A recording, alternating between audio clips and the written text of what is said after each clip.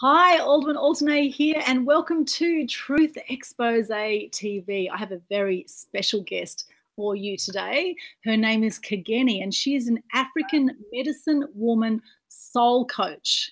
And she is extraordinary. She has actually been living in Australia for quite some time now, and she's a very soulful, spiritual woman, and she just brings so much joy into the room when she speaks, and she's going to be speaking with us for the next hour.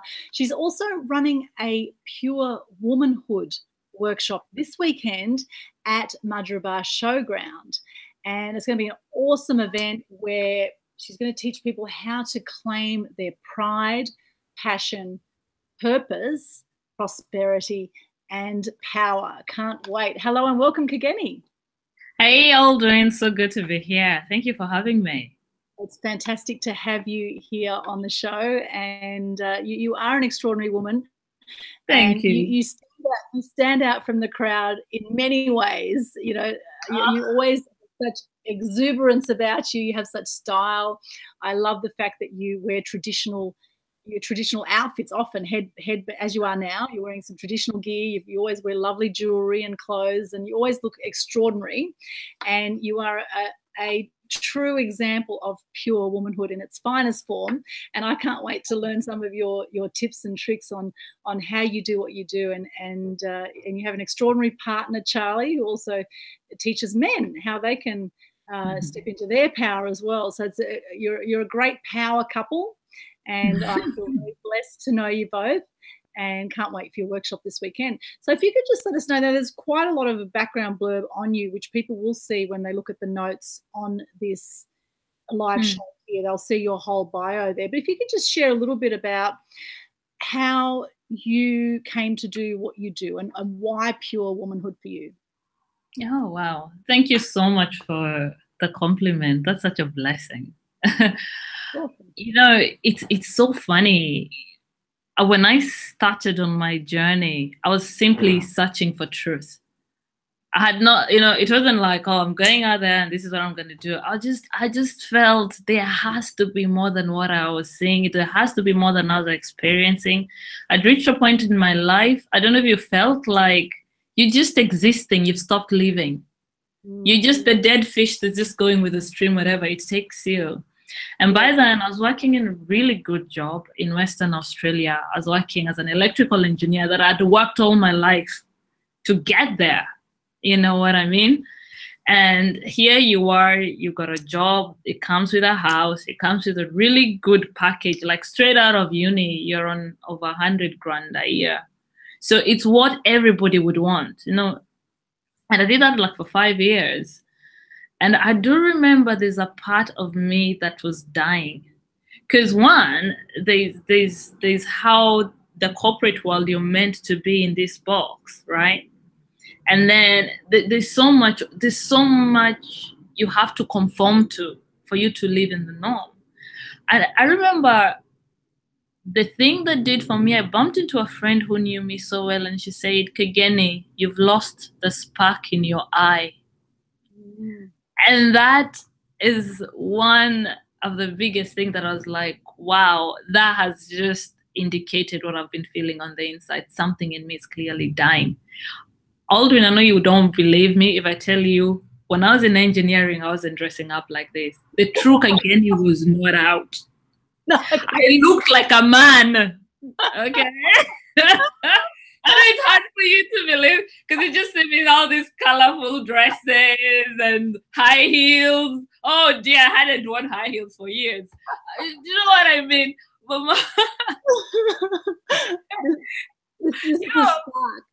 The spark has come back, see? The spark has come up. I wasn't dancing as much. Right now I need to dance all the time. And most importantly, I realized I was not even expressing my truth of who I am. I was living life for how people have expected me to live. And there's something very interesting. I'll share with you some of my personal story. My mother had me really young, right? And what happened, I grew up from the age until about 4. I spent a lot of time with my grandparents. So I had so much wisdom and love by the age I was 5. Like, I was the kid who asked all the hard questions. And when I was around 4, 5, my life changed overnight. You know what I mean? And I was being told, Kageni, you need to go to school, and we can't afford to take you to school, so you'll need to go live with your uncle, right? Mm-hmm. And overnight, from me being like the only kid running around with the chooks and the everything else and the goats and everything else that you can find in my granddad's backyard, right? And I have 10 siblings. I mean, I'm in the city, like from getting water from the river to having running water, from having kerosene lamp to having light lamps, you know what I mean, to having electricity. So it was this complete change. And I am so grateful to my family because they raised me. And to be honest, it's the reason I'm in Australia. And I am so much in honor of that. And I also feel it was part of my journey because all my life I've felt so indebted to humanity. I always have felt I need to give back because seriously, where I came from, where I started, I don't even understand how I'm here. So that's part of the story. And I remember growing up, I didn't realize it then, but I don't think I had a voice. Somewhere in there, my own voice got drowned. It's not easy to be heard when you've got like 10 kids in the house and you're all screaming for attention and you all are auntie and things. And I'm so different from my siblings. Like, do you know, I mean a day and night difference. So, and then you'd go to the same schools and every single day kids would be like, why are you so different from your sisters? You know what I mean? And there's all this explanation to do. And wanting to belong, right? All my life it's like, oh, you want to belong, or you want to be loved, or you always feel you want something. And later down the line, and that's why I believe in a lot of self-development, is when I was able to stand in my own truth and go like, you know what, Kageni is enough. And I think that's what comes out through now when people see me. It's enough. You know, you're like the lion. You can stand alone and you're enough. And it's okay. But you know, you have everything you need around you, within yourself. You have everything you need yourself. So for me, to find that sense of my uniqueness is valuable and it's worth it. I don't need to fit in because it's been my entire life lesson, fit in or stand out. And because I spent the first God knows how many years of my life trying to fit in because I thought that's what I had to do. And now I go like, no, I am meant to stand out. And now that was the first time I got the, yes, you're meant to carve your own path, not follow the path of everyone else. Your journey is different and it's okay to be different. I can relate to that. I never fit in at school and I'd still say I don't fit in. Yet, you know, I do a lot of marketing and I go to a lot of events. I do a lot of personal development and there's many groups that I feel that I belong to. Yeah. So many individuals within those groups. And it's fantastic when people step into their own individuality and their own personal power and they recognize their uniqueness and that everyone is unique, and to celebrate your uniqueness and really step into that. It's huge because we're not conditioned that way from birth in society. We're conditioned to be robots of society. We're conditioned to be good tax-paying citizens and get a job or just over broke, do your 9 to 5, which is why so many people look miserable on a Monday morning and they look so happy on a Friday night, like right now, Friday night, right? And, you know, it's prolific. It's everywhere out there. There's so many people that just look miserable, like walking zombies through the day. They've lost that spark. So for you, there must have been a turning point, I'd imagine, when you were, you know, you realized that you'd lost the spark. What was that turning point for you? So my turning point was also when I was in engineering, and this has happened to a lot of women in the corporate world. I mean, this is because I've met Australian women. I've met women from all kinds of backgrounds. So I can't say it's because of my race that's why I was treated differently or anything. But I do remember, oh, a really good story for you. You know, a person I put 150%. It's just who I am. And I remember a time I had fixed one of the machines, you know, meaning you actually worked on the project from start to the end. You just didn't handball it to somebody else. Yes. And it was one of those things that the superintendent, you know, the person who oversees the entire operations of an entire plant, he was so grateful that I was the only person who'd ever actually looked at it and finished the project. You know, like they'd had engineers come through and no, and it's just too much, too hard, chuck it. And he left a chocolate bar on my desk and said, "Thank you for all the hard work you do." Right? Which was really kind. Like, I've always been me in that essence, that people would be like, nice cards or balloon for your birthday, you know, because that's the kind of a person I am. And I do remember around the same time, I had an issue because I think my supervisor had said I was not performing. And I'm saying, under what basis? You know, like, you're doing all this work and you're saying, like, you're not doing a good job. But I had all the evidence, like, this is what I actually do. But in a long story short, is I remember when I went to appeal for my case, and I'm saying, later on it was overturned. Like, actually my work spoke for itself. But I'll never forget a comment somebody said. I said, then why will somebody recommend my work? Why would they even go to the effort of putting a chocolate bar to say thank you for all the work you've done and making everything so safe for us who work out there in the night, who could fall off the ocean, you know, while we're tying ships at night. And I could not believe that they said he possibly fancies you. That's the reason he'd give you a chocolate. And it was one of those things that everything you do right is never right. There's no win-win. It's always lose-lose. And regardless of how big your achievement is, it's always brought to this level. And I remember one time I think I was giving a speech, and I said, there's one thing I've come to learn with the human nature. People are not stupid. There's no one who'll say you're not doing a good job, because when it took them like 3 people to do the same job I was doing, you clearly know it's not like I was not doing what I was meant to be doing. But they'd rather go into denial. They'd rather, because they're not feeling good in themselves, they'd rather push you down. Is that making sense?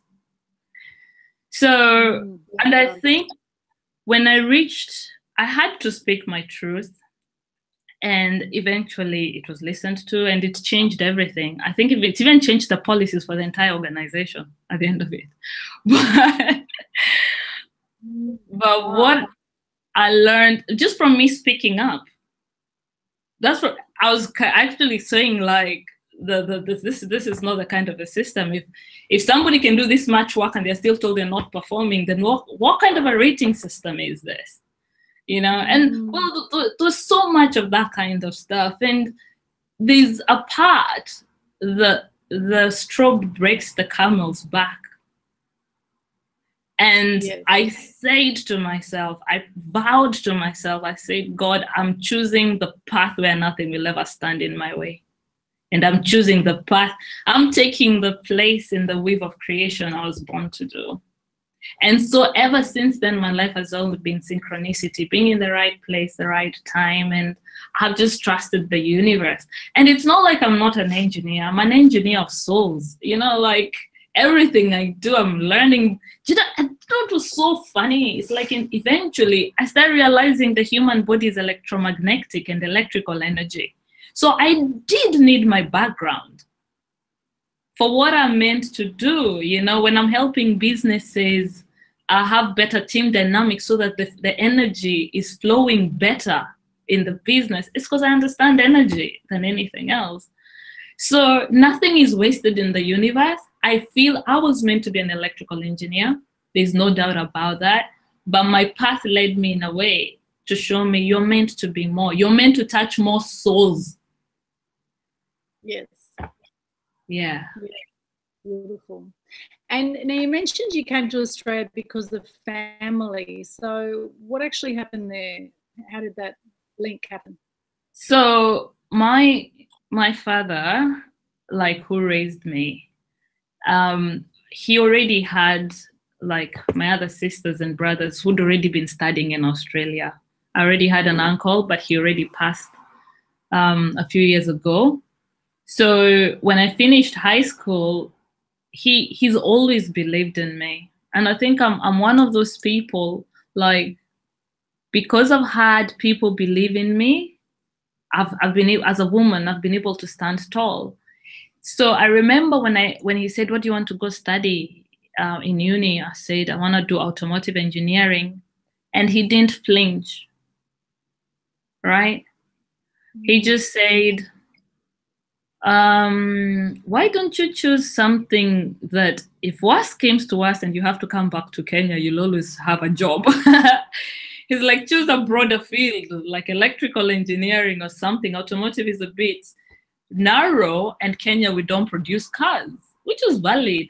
But when I went to uni, because the first year is common year, I was able to go, like, yeah, you try a bit of everything the first year of the engineering, and then you choose which one you like. I just ended up liking electrical really much. Although it's all in imaginary numbers. But I do remember ever since I was a child, he always believed in me. And I remember even when I was in primary school, I would top the class and then the boys' names. And then everybody else in class, I don't know. But there was nothing, there's never been anything in my consciousness to say what men or what boys can do, you cannot do. That has never been in my consciousness. And I've always proved it to myself all my life. Yeah. And even people who I was in school with have a lot of respect for me. Like, they always knew my head is screwed on a certain way, and once I focus and I'm going for it, that's it. Yeah, nice. And came out, basically, you had family in Australia, you came out to join some of your family here. And you came out a while ago, 2004, you came out from Kenya. And you worked in the oil and gas industry for 5 years before being called to pursue speaking. You lived in Western Australia, lived in Byron Bay and Gold Coast since last year. So you've come to the best place in Australia, and I'm I have. You know, I had a friend from here and used to say, "Kageni, if you've never been to Gold Coast, which is God's country, you've never seen Australia." I'm like, now I know why.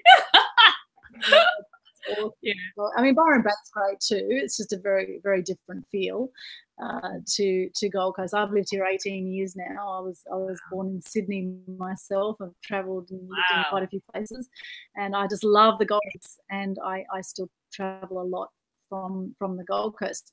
So so interesting. You've got a very, and some of the things you're going to be talking about in your Pure Womanhood workshop this weekend. You've got a lot of really interesting topics. Go through some of these and maybe give us some insight. So how do you know you're making the right choice? You're going to be talking about that. So how do you know you're making the right choice, Kageni? Yeah. So the interesting thing is, being humans in this experience where we create our realities, it's all determined by the choices we make. At every given moment, we're either choosing a choice that will make us happy or sad. It's either, you know what I mean? And one of the most amazing thing I came across is the idea that our thoughts are electromagnetic. So everything we think, I'll just have explained some background so that you understand how we make choices. So whenever we have a thought, it sends out a signal to the universe, right? And it's like a thread still attached to you. And what it does, it collects so many things like itself and brings them back to you for you to choose from. How amazing is that? That's, you know, when they say a beggar has no choice, right? Or when you have a luxury of choice. You know, people with money have a luxury of choices. They've got a wide range they can choose from. But a beggar has no choice. They have to take what comes back. But every given moment, everything exists in potentials. we have infinite potential at any given moment. I always say to people, like right now, if I decided tomorrow I want to, or let's say maybe next year, and it works. This is a good one. I say to women, your potential, the best way to create the future is you predict. The best way to predict the future is you creating it. If you had a child or you conceived a child tomorrow, don't you think it changes the rest of your potentials? Of course. Why? Because everything is choice. At every given moment, we make choices moment by moment by moment, by what we think mainly, and then what we do. So how do we know we're making the right choice? You can only know by the feeling it gives you. If you make a decision and you're not at peace, chances it's not the right one. There are people who are so in tune in themselves, they get goosebumps when they think of choice A and choice B. I've reached a point, like, let me say it's a weekend and people say, hey, Kageni, there's a party here, there's another party here. I feel into the two parties. I go like, which one gives me the most joy? And because every time we need to choose the path of our highest excitement, because that's where the magic is, the path of our highest excitement. So the right choice is the one that gives you peace.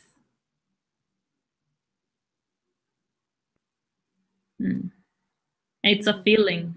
Yeah, I often say we seek moments in life. It's like we're always seeking the next orgasm, you know, whether it's you know, a physical orgasm or a, you know, spiritual orgasm or, you know, a mental orgasm. We all want those heightened feelings, don't we? And once you have the orgasm, there's the peace that you say that. It is, but that's true. You know what? The magic of the moment is orgasmic. I've always say that, because what you get in just a single moment, when it's, you know, you've got time. It's like time, the past, the future, the moment, the now, the present. And the richness, the intensity of every color, of every sound, of everything in just a simple dot. That's magic. Exactly. It's orgasmic. Yeah. That's what it is. So we need to, so you know you're making the right choice if it feels orgasmic and if you have that heightened, that excitement, right? If it's not an absolute yes, it's a no. And now here's an interesting point, talking about talking about the present moment, because how often in life, past, or, you know, regretting the past or worrying about the future, and how to people to actually be present in the moment. And what do you do, Kageni, to stay present in the moment and to capture that magic in the moment? You know what, Aldwyn, that is something I'm still learning. However, I'm closer. I'm closer than I was 2 years ago. I battle with it too, mind you. It's a challenge. I find it challenging. It's challenging.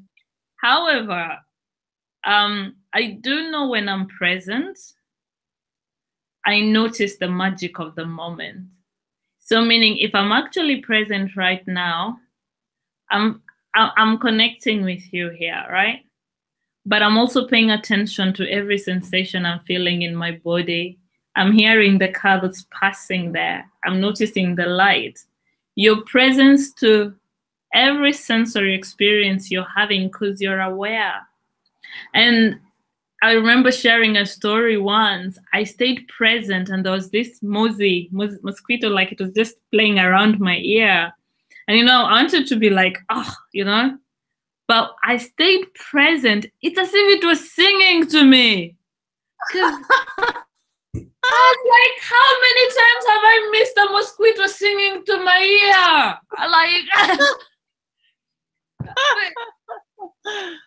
It was so magical. I wish I could have held on to that moment, you know, but it's also about releasing it, and it dances and it brings the next thing.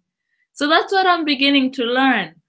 And the more present you become, you start realizing you're perceiving things the way they're meant to be, not the way you want them to be, the way they actually are. So if you're eating food, you're tasting that little pepper pickle that they dropped in your food. There's a story. Yeah, I've got another story for you. I think you're going to like this one. It's a little boy that's sitting. Yes, me too. It's a little boy and he's sitting down and he's weeping and he's sitting in a wheat field. And then a week later, a combine harvester comes and harvests all the wheat and takes it to the factory. And then in the factory, it's processed and then it's turned into flour. And this flour ends up in the baker's shop, who turns it into bread. It ends up on the shelf. And then you go and pick up the piece of bread and you sit on the table of a meal with your loved ones and you start eating the piece of bread. Can you taste the tears of a boy crying for his mother in your piece of bread? Wow. Wow. Yeah. That's amazing. Oh, wow. It's often, you know, another good thing to do is actually before you eat, someone said to me that they always give thanks for where that food has come from the seed right through all the people that have transported the food and watered the food. And, you know, and it's really great to actually take a moment to think about that and to reflect and be thankful for that. It like is. That story there. Wow. That's I like that you finished awesome. The story because that was the last bit. The last bit is, did you pray over your loaf of bread?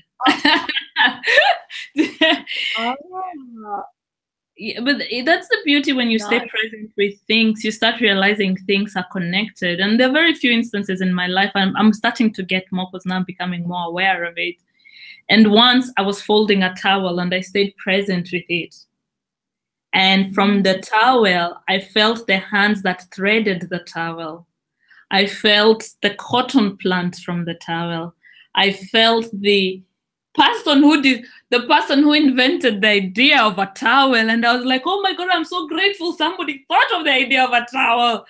And then all of a sudden I realized there's so much that has happened for it to come into my hand in this moment. And that's why I have gratitude, because I've done nothing here and I just have it. That's why we need to have gratitude for everything. Yeah, beautiful. I love that. I love that. And everything that you're going to be covering in your workshop. However, there are some really good points here. Do we all have a purpose? And have you found yours? So how do people know when they've found their purpose? You'll know you found your purpose because you will cry. You will know you found your purpose because you'll fall in love with humanity and you'll feel for once in your life that you want to die for them. Even though they piss you a lot, but you will see more of their potential and their greatness. And you'll see them as your brothers and sisters. And some of them are in pain, but you remember because you're also once in pain. There's an exercise we'll do tomorrow with the people who will be present, where we'll tap into each other's gifts. It helps to know what gift you chose. There's a kid's book I'm writing at the moment on how we choose gifts before we come to Earth. It's a Kageni story, right? I'm looking forward to the storybook. Yeah, I'll give you a snippet. It's what gift did I choose, right? And it's a conversation where the creator is telling a group of children what gift they chose. And the reason I was inspired to share this is because how long it took me to find my gift, because my gift cannot be seen with the eyes. That's one thing people get stuck. If you are born to sing and you can sing, that's a gift people can see and hear. But imagine if your gift, so I'll give you some of the examples of gifts. You should use all your senses. Oh, so one kid opens the box and says, oh, I don't understand the gift I chose. And the creator says, you chose the strong back to carry others and support others in dark times. What about me? Well, a gift of taste. You can taste chocolate in wine. What about me? Oh, you just carry light. When you walk into a room, everybody feels calm. And the whole idea is because there's so many gifts. Not all are seen with the eye. Some are felt, some taste, some. What about me? Well, you see color in sound, and you sing, not for the radio, but for the angels to listen to.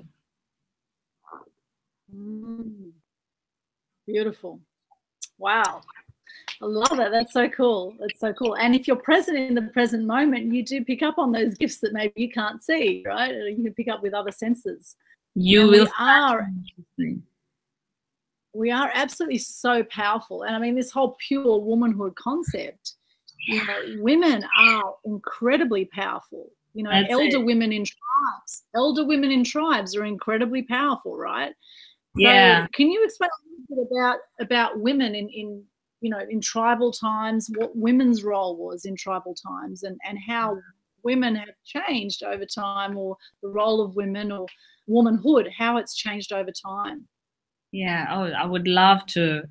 I'll first tell you about this I'm wearing. This is Maasai. It's made by the Maasai tribe in Kenya, and they're very tribal, still connected with the earth. If you look closely, like they're small beads, and every bead carries a prayer. They put intent in everything. You know what's so funny? The Maasais have always built temporary houses, and because they were very nomadic, and it's the women who build the houses with their hands.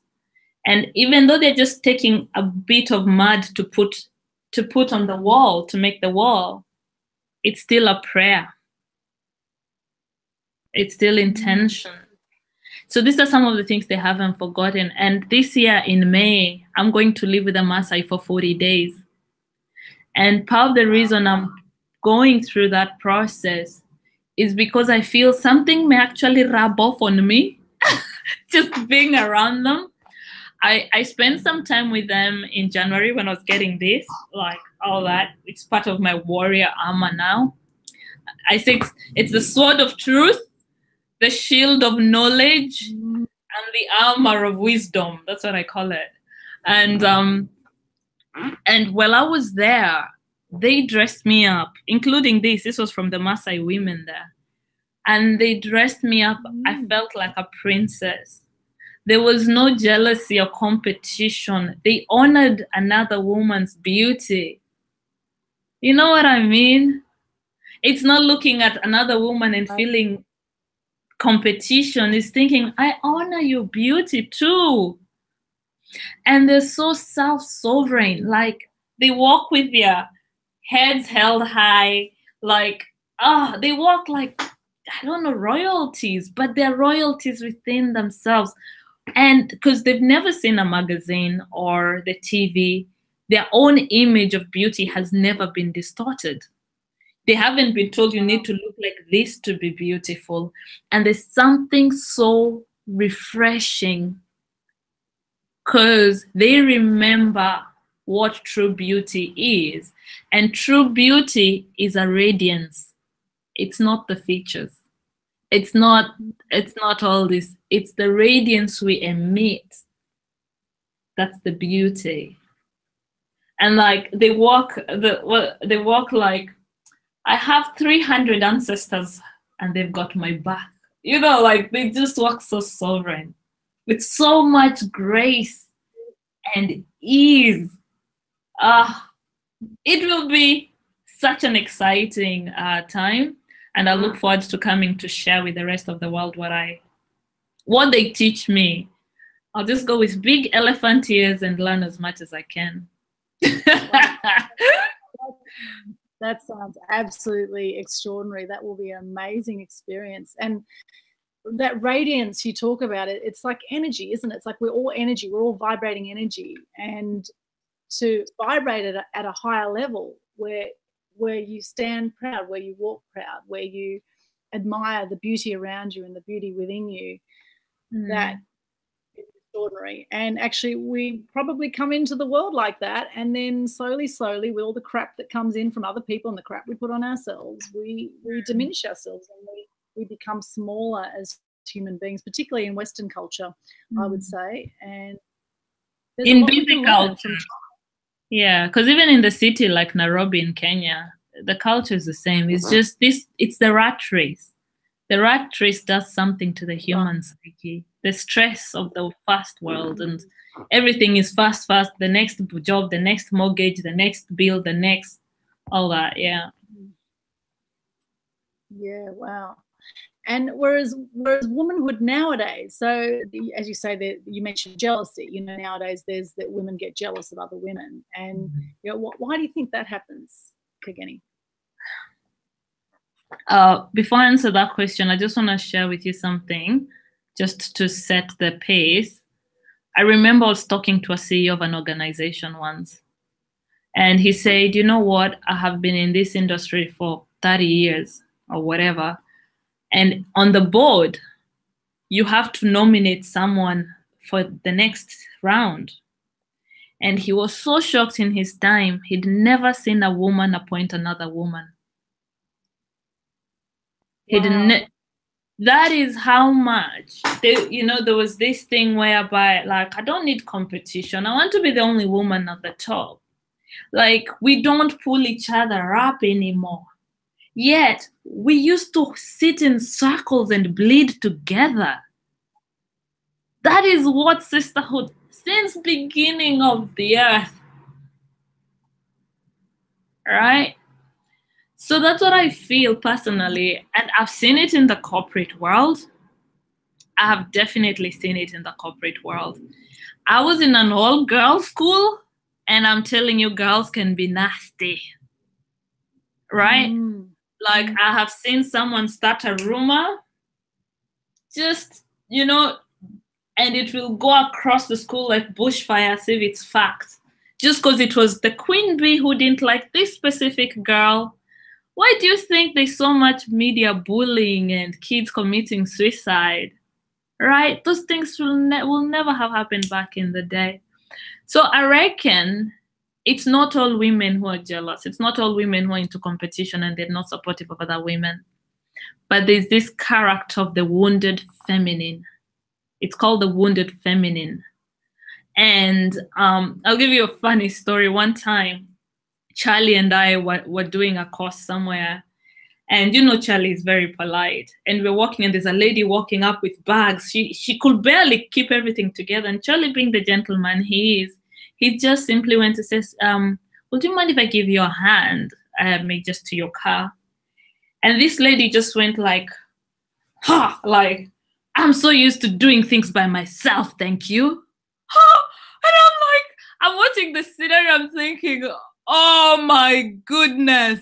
Like, this lady has branded all men as something, whatever it was so painful to watch.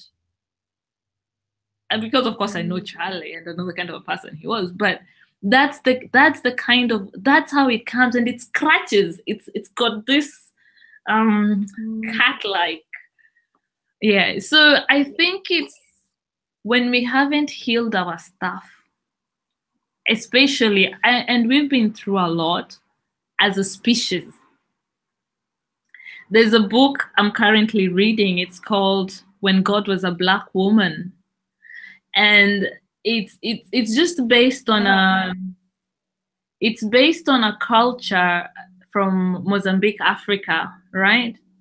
That remembers a society when the power was for women, before we went all patriarchal, right?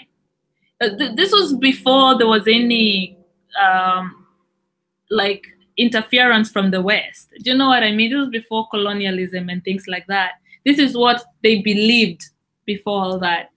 But this is when the feminine energy was more dominant than the male energy, right? And it's so beautiful to see how some of these things became just overturned in that patriarchal, when everything became so patriarchal society than the maternal society, which is the matriarchal, then all of a sudden women started turning against our worst judge. Like, we judge others so harshly. I'm like, why would you need to judge another woman's beauty and you'll never marry her? You know, seriously, why should I sit down judging another? And she's not my business. Do you know what I mean? Yeah. Why does it bother us? Like, why does it bother us a lot? So I feel a lot came from the throwing of that balance, but we are the ones who also did it. One, women started using sex as a weapon, and we fell from grace like that. You've seen a lot of women using their sexuality and their beauty to explore. And one of the most difficult quotes I've ever read is like, women are still responsible for bringing men to their animal instincts, yet our role was to raise a man closer to the creator. So that was one of the things. And there's still women who do things to get to the top the short way. And women abuse their own beauty. And I've come across something called empty beauty. We want to be beautiful, but do nothing to earn it. We just want the shell. And this shell, in Swahili, they say it's chakula cha mchwa. This is food for the termites when you're gone. Like, that's all it is in Swahili. It's food for termites. Yeah, so true. And yeah. Hold on to this, and that's all we think we have to offer the world, and we don't invest. You know, Buddha used to say we all come with 8 jars. One is a jar of tolerance. One is a jar, you know, of all this like this tolerance, compassion, generosity, you know, all these good qualities, and your life is to top these jars up. And the interesting thing, people think, I don't have to do any inner work. I don't have to be a compassionate human being. You know, like you'll find people who are like, excuse my French, bitch on wheels. Like literally painful to be around. I remember when I used to work as a waitress, and you'd find the kind of a person you serve and they look at you like this.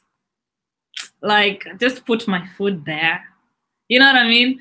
And it's that kind of attitude of the synthetic wounded feminine that has made it so toxic. And they've also made it very difficult for men to trust women. Like, if you'll ever meet a man who's been wounded by the wounded feminine, he is so shut off to all women. Not just that one woman. He's literally shut. True. So we just can be as women shut off. Yeah, and then we blame men. We blame men for all our problems. And there's a poem, I think I'll share it as a thing. It's called If You Want to Change the World, Love a Man. I think it was written by a beautiful lady. But there's something she says. She said, it's because you felt you needed to deny him for you to feel whole and complete.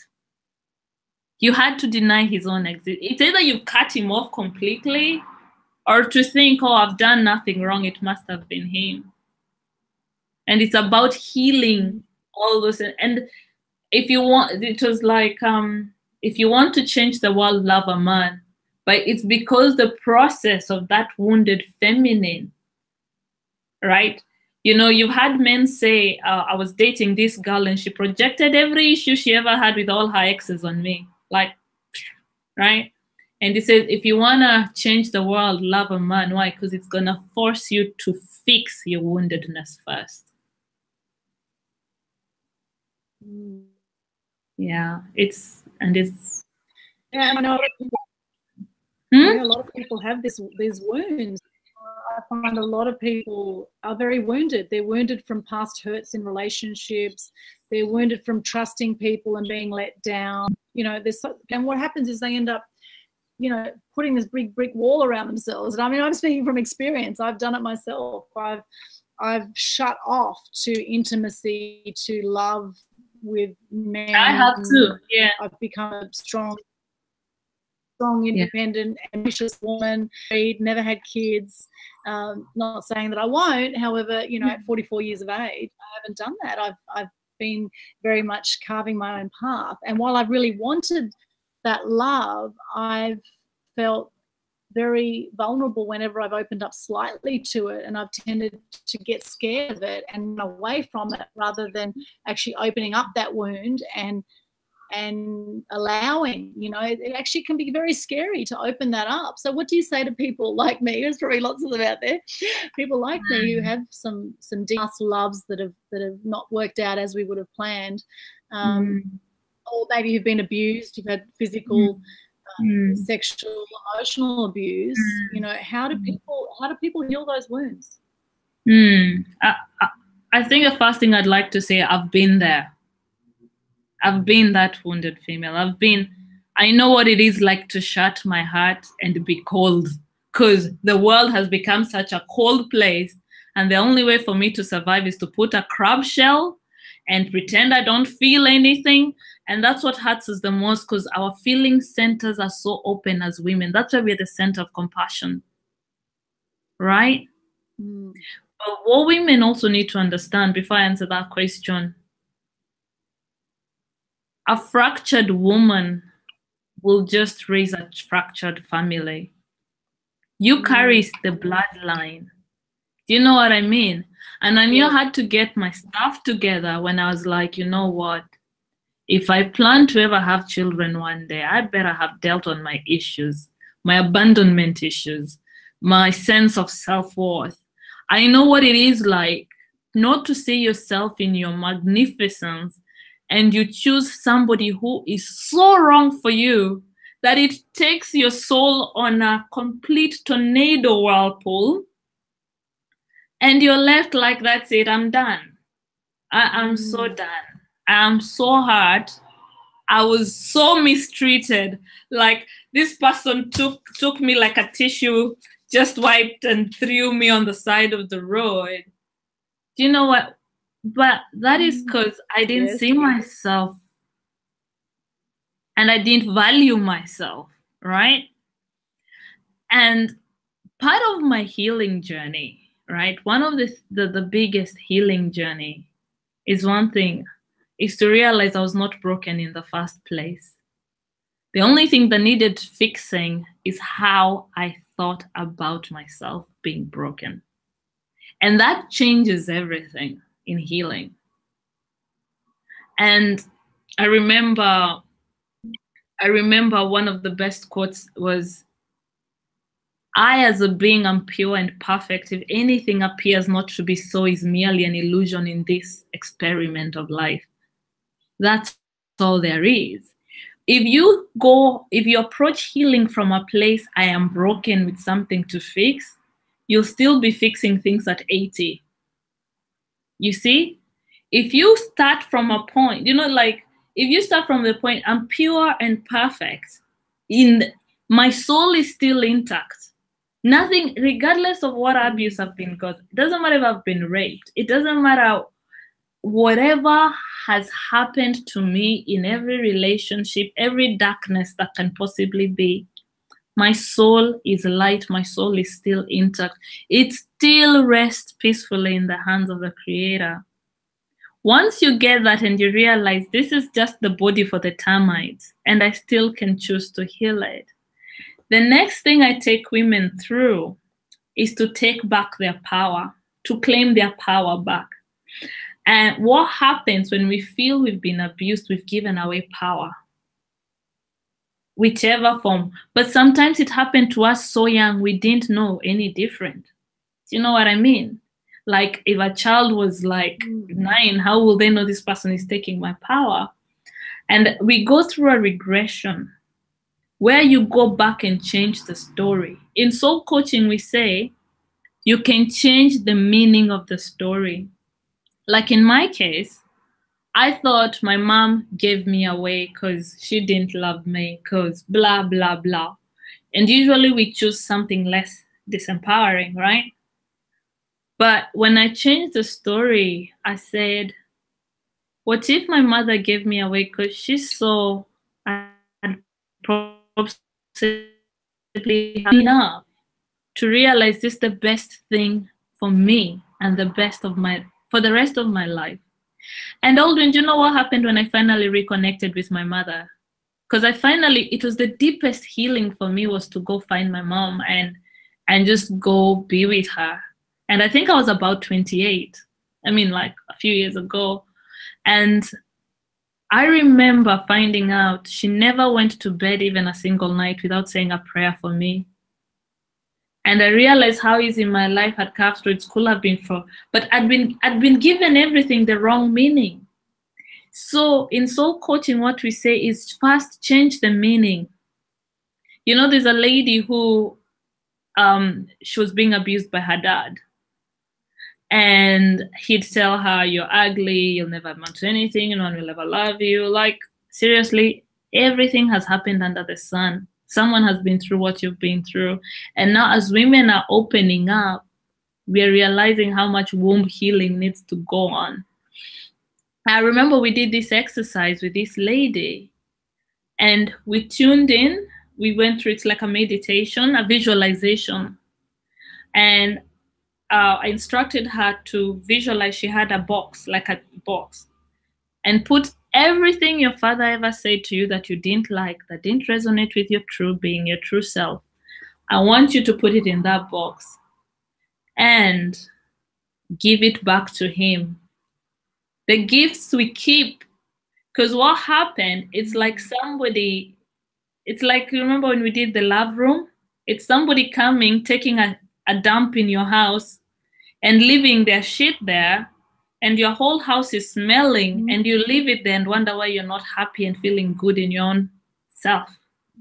So in this case, it's like, you don't have to take every gift you're given. You don't. So it was like, oh, here, Dad, I'll keep any love you gave me, but I'm not gonna keep this. And then after that, what she realized, she changed the story. He didn't abuse me because I was ugly and insane and blah, blah, all these things. He was a sad man. He was drinking himself. He's always felt like a failure. That was the truth. And he felt so bad about himself. The only way he could do is to take out on a 12-year-old girl. And she was able to get her power back. You need to change the polarities. That's one of the things. And that's one of the things I'll be covering in the workshop. And we go through your lifeline and see where else you've given your power away. Could be your employer, your last boyfriend, I don't care, the nanny, blah, blah, blah. Does that make any sense? Okay. Awesome. Yeah, that'll be great. I'm looking forward to that. There are layers of healing, aren't there? There's layers and layers of healing. And as you said, you know, you are enough as well. So, you know, I've done a lot of personal sorts of stuff. Boyfriend therapist said I had intimacy issues, right? I had an ex-boyfriend that after a 4-year amazing relationship, he actually one night went off his head and strangled me and almost killed me. And ever since that, I just shut off to guys, to being guys. And that's understandable, yeah.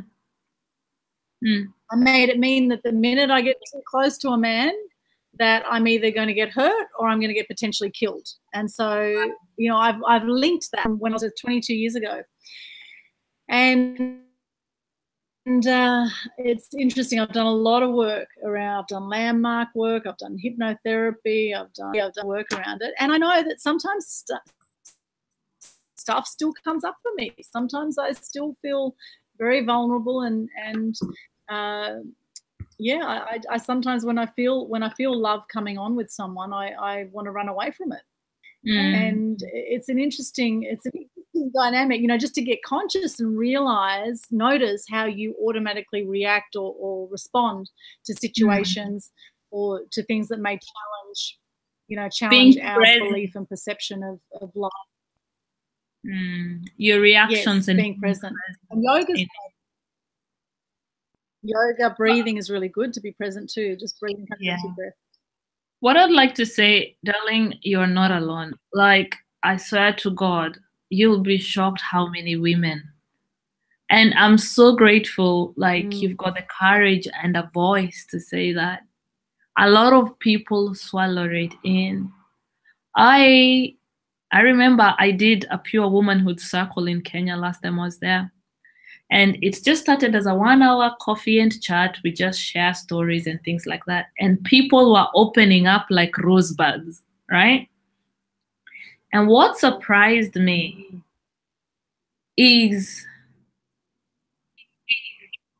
and this was so mind-opening. It was just those kind of stories. Stories of abuse, stories of women having to raise children with no fathers. With no fathers. And like a woman who said she once found her husband's phone. And he had another family. And there's nothing she can do. And the most, like, the hardest question to ask is, if you had the money, would you stay in that marriage?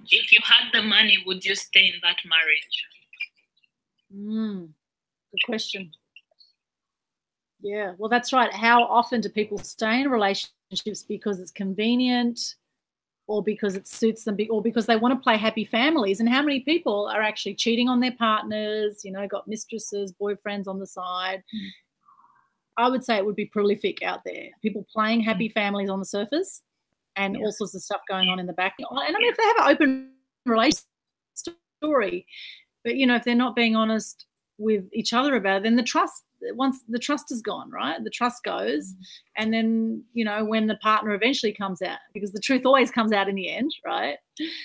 The truth always comes out in the end. So when the partner eventually finds out that the other partner's been cheating on them or whatever, that's when things usually end with relationships. And, you know, we have 60% divorce rate now at the moment. I mean, it's insane. It's still going up. You know, it's still like going up. Right. It's still like going like that. Right. So, you know, I often ask the question, well, do you think it's natural for human beings to be monogamous? I mean, this is a whole interesting discussion and a very controversial issue. I mean, I personally don't think it's natural. I think we can do it. We can commit to someone and honor that commitment. Personally, as human animals, though, I don't think it's actually natural for people to be monogamous for life. And if you look at the animal kingdom, a lot of them are not monogamous for life. And even in some tribal villages, wouldn't in tribes, men would offer their wives to visitors, wouldn't they sometimes? I don't know what happens.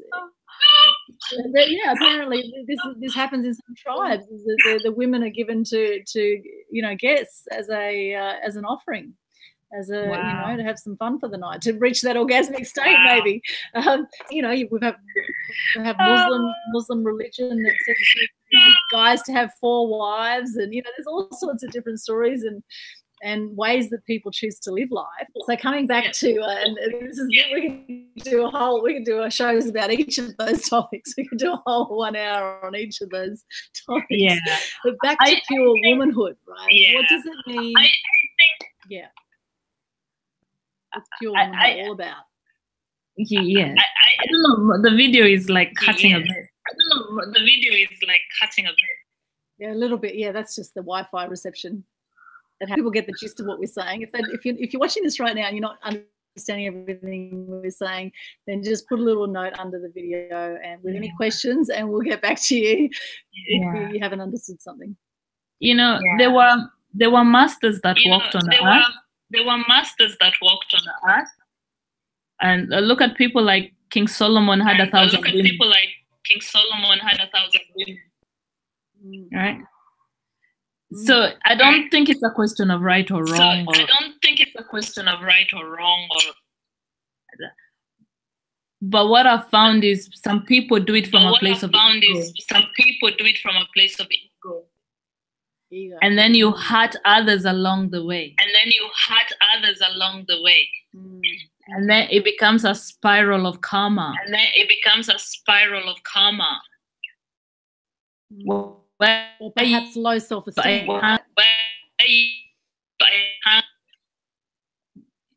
You're entangled with too much energy. Yeah. So I was in Hawaii in January.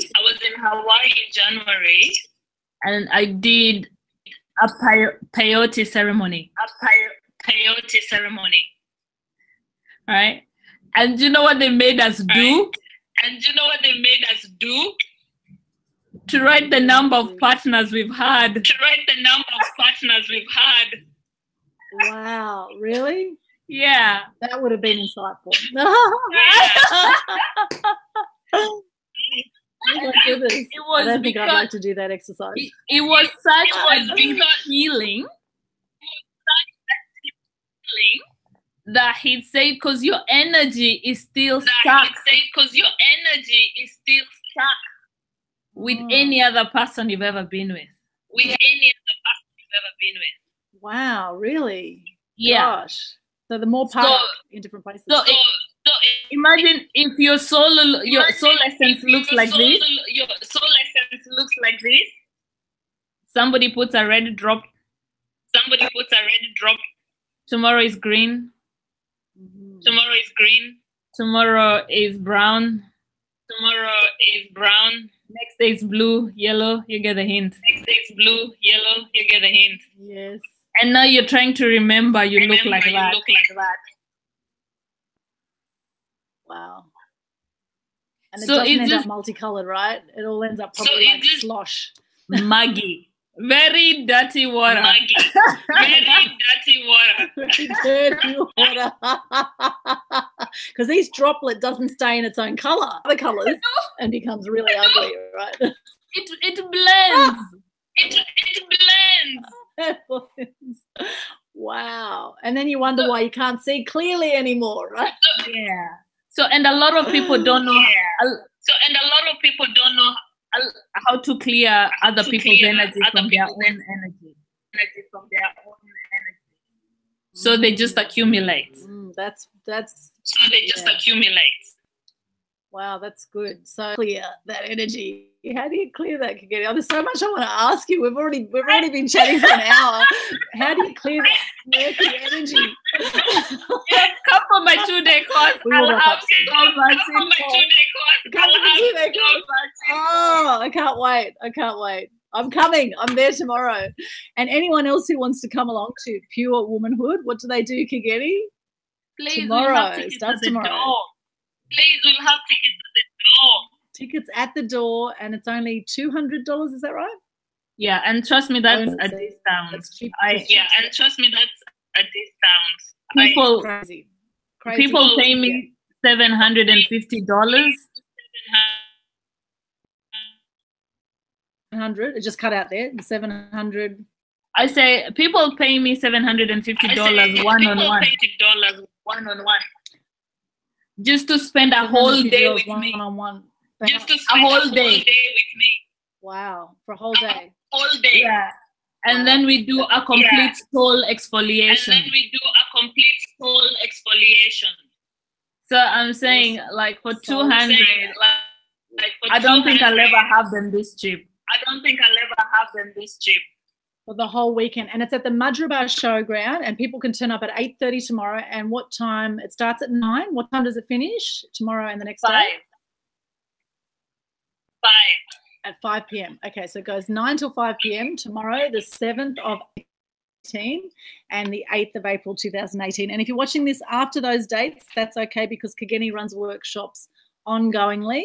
However, this is going to be, and if you're on the Gold Coast, You don't want to miss it. You want to be there. And I will see you there if you do come along, and would love that. I think it's going to be awesome. I think this work that you do is so needed out there, Kageni, and you know, you really you are awesome. You are awesome. And I actually did get a little bit teary there in this. We're talking about crying. It's good to cry. Which bit? Oh, the bit where I was sharing my story about how I was strangled when I was 22, and how you said, you know, it takes a lot of courage to talk about that. And I guess that's part of the healing, is actually, you know, letting that go, acknowledging that, recognizing that, not just burying it and moving on without being conscious of that.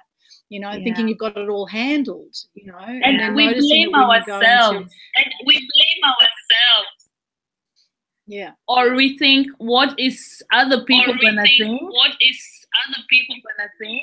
Yes. But it's how many more people can be healed by my story. Yes. It's all shifting it. And you've done it. Absolutely. Yeah, and but we do a lot of dancing.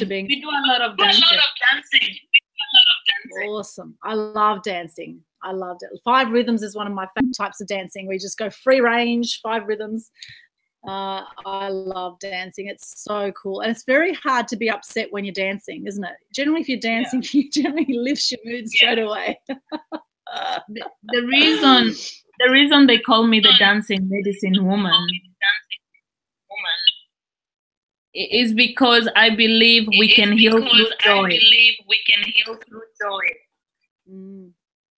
And laughter. It doesn't have to be this.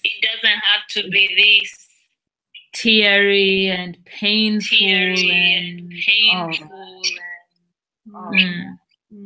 We are meant to be like children with ourselves. Yeah, I love it. Joy, yeah, childlike. Bring the joy back. Yes, bring the child back, the childlike joy. Bring that innocence back. Bring that love back. Beautiful. It's all there. And you realize you never lost it. It was the golden Buddha within. Yeah, then. Yes, I've even got the golden Buddha belly sometimes that I rub for good luck. So that's so I'm very grateful for the golden. Very grateful, and I do love my curves as a woman. I must say, I do love my curves. I'm a voluptuous woman. I have curves in all the right places. And love yourself as you are. As you are, yes. Whether you're voluptuous or not. Love yourself as you are. Be grateful for your body. And I often think, you know, really low. I think about a guy called Nick Vujicic, who has no arms and no legs, and he's one of the most inspiring guys out there. And if you just look up man with no arms, no legs, you'll see Nick Vujicic. And don't ask me to spell his last name, but he is an extraordinary man. And I often think about him, you know, and I think, wow, you know, if he can do what he can do with no arms and no legs, then I have nothing to complain about, and no excuses. There's no excuses for not being pure woman or pure essence or pure person, or being the best version of you that you can be, right? There's no excuses. And really, Pure Womanhood sounds absolutely awesome. So Mudgeeraba Showground this weekend, 9 till 5. Turn up at 8:30 tomorrow if you want to get tickets. Any final words, Kageni? We could really chat for ages. Any final words before you wrap up? I know. I think it's about standing in your power. I love this one. This is my sword of truth. And the interesting thing is when you finally stand in your power, like you own it, and you say, I am centered. I am centered. And grounded. And grounded. Within myself. And I give nothing. And nobody the permission to move me from my center. I give nobody permission to move me from my center. I'm just repeating it in case it cut out for some people. I give nobody permission to move me from my center. Mm. Mm. Mm. And you stand, you're the pole. And you take control of your own life. You stop giving your will to other people. To drive it. Because I'm in charge. Yes. I'm in charge.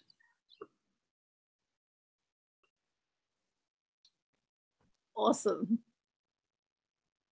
Love it, Kageni. Love it. Thank you. I love it. I love it. I'm in charge. That's right. We are in charge. We are in charge of our own destinies. We are in charge of our lives. We are in charge of the choices we make moment by moment. We are in charge of whether we feel orgasmic in any moment or not orgasmic in any She's moment. clapping.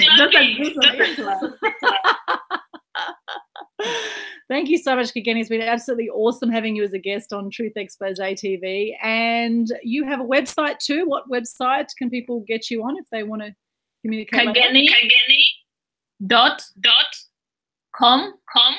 Yes. .au.